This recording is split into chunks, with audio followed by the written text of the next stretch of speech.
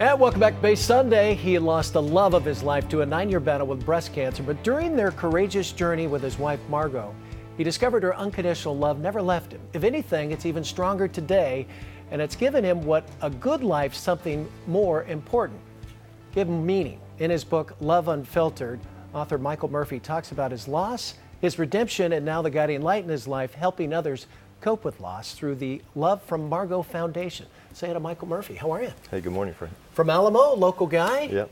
Well, tell us, you had the world by the tail. You were successful, you were married, beautiful home, you had 4 kids, but something was missing, huh? Yeah, somebody walked into my office, and I didn't really know what it was until I met this person who walked into my office to sell me some advertising, and it was an instant connection.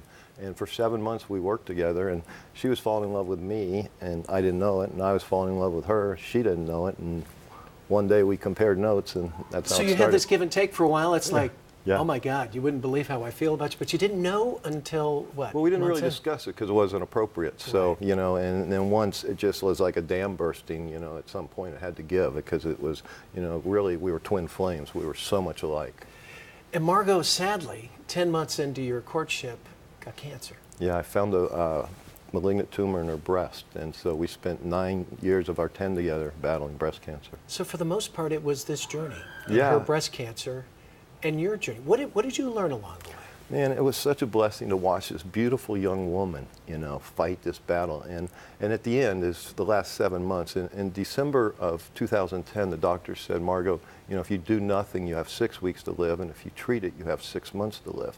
And I got to witness this amazing woman fight this tremendous battle with immense pain and become more beautiful, more loving, more accepting. And every time she would let go of something in the material world, it would be replaced with more love and more acceptance. And it was filling a void for you Well, along the way, but maybe you didn't discover it until you lost it. Exactly. I didn't realize what was happening. You know, I was in the moment, you know, fighting this problem. And but when I lost her, and you know, you would think 7 months notice you're going to be prepared, right? Right. I didn't have a clue. You know, because you always think you have one more day until you don't. And when she died, I was devastated. I mean, I really couldn't get out of bed for weeks. And then eventually I did, and I met a woman named Amanda, came to me shortly thereafter, and she's 38 years old, diagnosed with breast cancer. And she asked if I could help her. And so I started taking her to my doctor and other doctors, and I watched her, and I realized she was being treated not the same way we were. And that's what created the Love for Margot Foundation. So this foundation in your wife's name, and this is what has become your successful businessman in the car industry. But this is kind of your guiding light now, right? Yeah, this is my passion. This will be the rest of my life, serving others, and especially women below the poverty line as they battle this disease. There's no resources. There's nobody that does what we do, and we're there for them. And we provide financial grants, but that's not enough for me anymore. Now I'm going to start creating a wellness center and try to bring or health, because what I do now is I put a Band-Aid on a mortal wound, and I want to try to help these women live. I've met personally, you know, over 80 women in the last couple of years, and we've probably lost 10, you know, that didn't have to die. We need a purpose in life.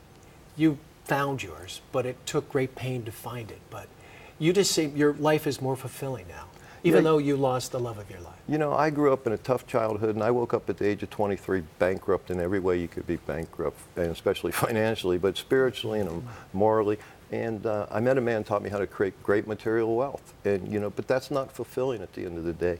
Yeah. You know, we need to love and serve one another, and we need to get back to that concept for humanity to keep going.